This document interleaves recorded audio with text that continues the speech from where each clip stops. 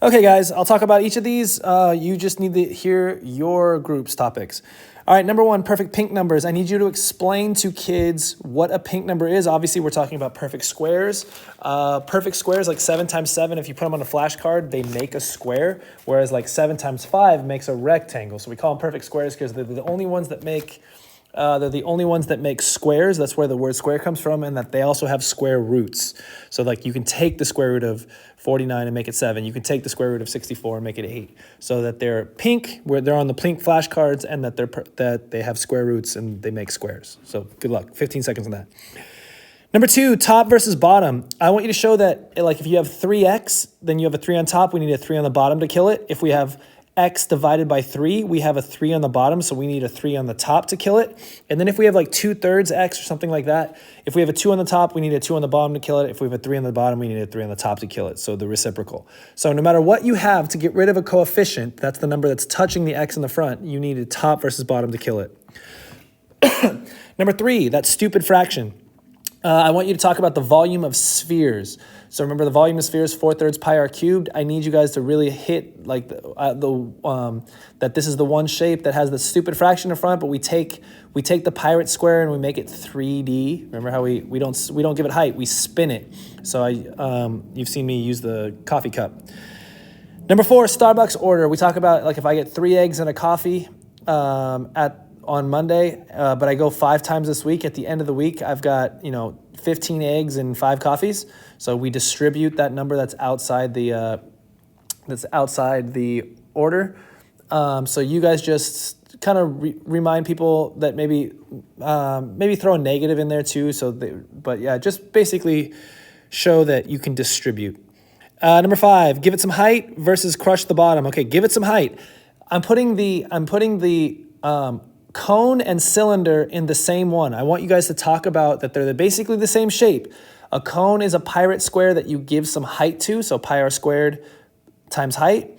And then if you want to crush the bottom and make it a cone, all you do is divide by 3. So somehow show that cylinders and cones are the same shape. You just crush the bottom, which means divide by 3. Number six, tug of war partner. We talk about, this is how positives and negatives fight against each other. And then if you have 5 people fighting on the positive team or 5 people fighting on the negative team, they cancel each other out. And we use your tug of war partner. Like if we have 3x plus 5 equals 20, to move something across an equation, we use its tug of war partner. We use its -5 to move the 5 over to the other side. So just kind of just positives versus negatives in general and how we use those to move numbers across equations. All right, Pythagorean theorem, a squared plus b squared equals c squared. Pretty self-explanatory. Just show the equations, shows how it's used. Remind people that it has to be a right triangle. Only works on one type of triangle. Number 8, repeating decimal. So for this one, your job is to explain to them like how to make columns, and that you make a normal fraction and you subtract whatever is outside. Subtract whatever is outside the little line on top, the repeating line. So yeah, just show them how to make fractions out of that.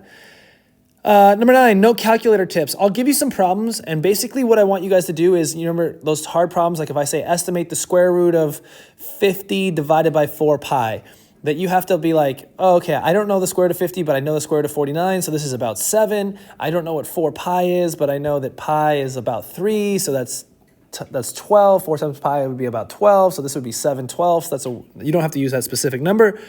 But that we know some strategies that we can make ugly the nearest pink number, and that pi is also 3.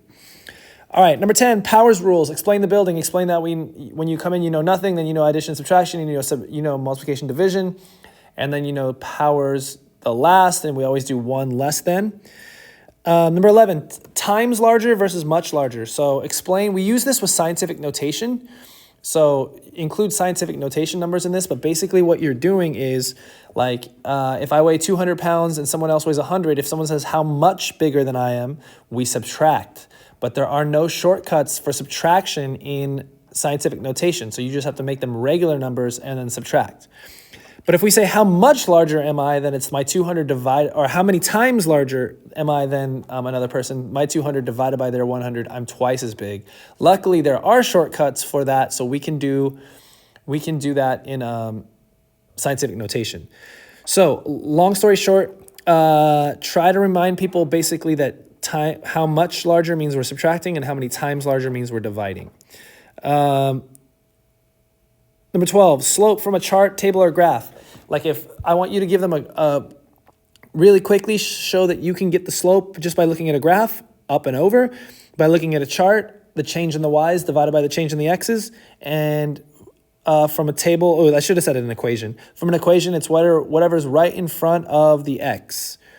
Okay, let's see. Begin on blue number 13. I just want you guys to remind people that the y-intercept is super positive, and no matter what you're doing on any graph, the first thing we look for is the y-intercept, and that it's not the x-intercept. We're looking on the blue, begin on blue number, and we always make the y-intercept blue.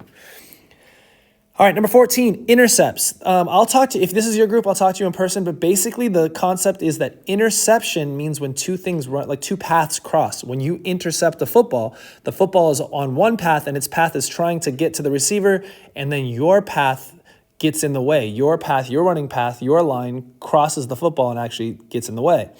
So when we say something has a y-intercept, it's because the path of the line ran into the path of the y-axis. So we call that the y-axis intercepted it. So we call it the y-intercept. Okay, so you can, I'll help you on that one if you get that one. 15, let's see. Infinity versus 0 versus 1 solution. Explain when something has, how you can tell something really quickly if something has 1 solution, no solutions, or infinity solutions. If you don't know, I'll help you with that. You can make up your own equations. Number 16, linear versus nonlinear. What sort of equations that we've worked with this year make straight? What does linear mean? What does linear mean? And what are some equations that we know that we've worked on this year that make not linear equations? What are some things that make not linear? What does linear mean? How can you tell something is linear? Number 7, begin on blue in table. Oh, number 17. Okay, so number 17. You know how sometimes I give you a XY chart of numbers and I'm nice and I give you the 0, like I give you 0, 6, so you know that it's something plus 6. I give you the y-intercept. Explain that you're always looking for that number and that it's not, it has to start with the 0. It's not like the ends with the 0. And if I'm lucky enough, that is the y-intercept. All right, number 18, congruent versus similar. You can use the Griffith's baseball hats or give some example that if things are the same shape, exactly the same shape, they're similar. But if they're the same shape and same size, they're congruent. So you can use Griffith's baseball hats or anything that is an example, congruent versus similar.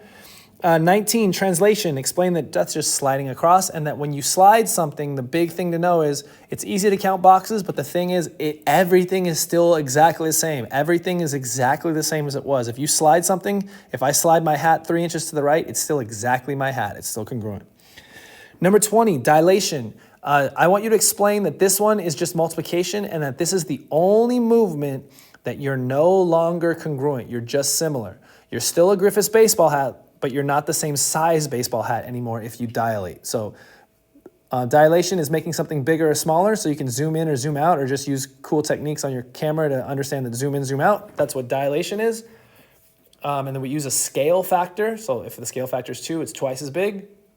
And that this is no longer similar. Let's see. 21 neighborhoods. If you got this group, explain to me. Try not to use the word ghetto. I could get in trouble for that. Let's go Griffith's neighborhood, Sussman neighborhood, Doty neighborhood, Stauffer neighborhood.